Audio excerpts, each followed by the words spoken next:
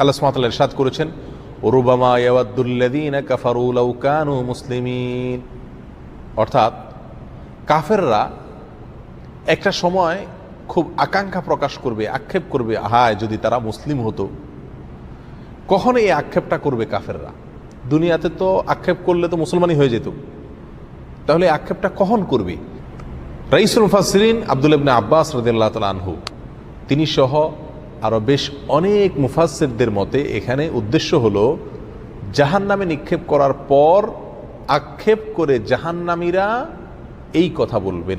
জাহান্নামীদের মধ্যে দুই ধরনের লোক থাকবে, এক তো হলো অমুসলিম কাফেররা, আর দ্বিতীয়ত হলো মুসলমানদের মধ্যে যারা পাপিষ্ঠ এবং তাদের পাপ বা গুনাহের পরে তারা তওবা করেননি অথবা তাদের তওবা কবুল হয়নি, এরকম লোকেরা জাহান্নামে যাবেন।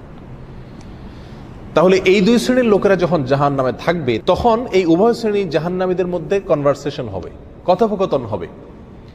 অমুসলিম জাহান্নামী মুসলিম জাহান্নামীকে বলবে যে তোমরা তো তাওহীদবাদী ছিলা, মুসলমান ছিলা, তো তোমরাও জাহান্নামে, আমরা তো আল্লাহকে বিশ্বাস করি নাই, আমরাও জাহান্নামে, তো লাভ হইল কি? তোমরা মুসলমান যে হইলা, তাওহীদ লালন করলা, ফায়দা কি হলো, লাভ কি হলো? তোমরাও জাহান্নামে, আমরাও জাহান্নামে।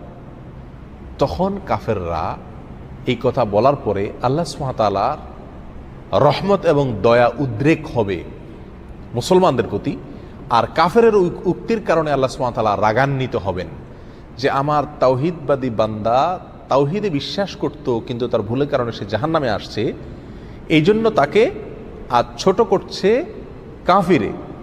তখন আল্লাহ সুবহানাহু ওয়া তাআলা ওই মুসলমানকে, যে ব্যক্তি আগুনে পুড়ছে, জাহান্নামে পুড়ছে, শাস্তি ভোগ করছে, শুধুমাত্র কাফেরের এই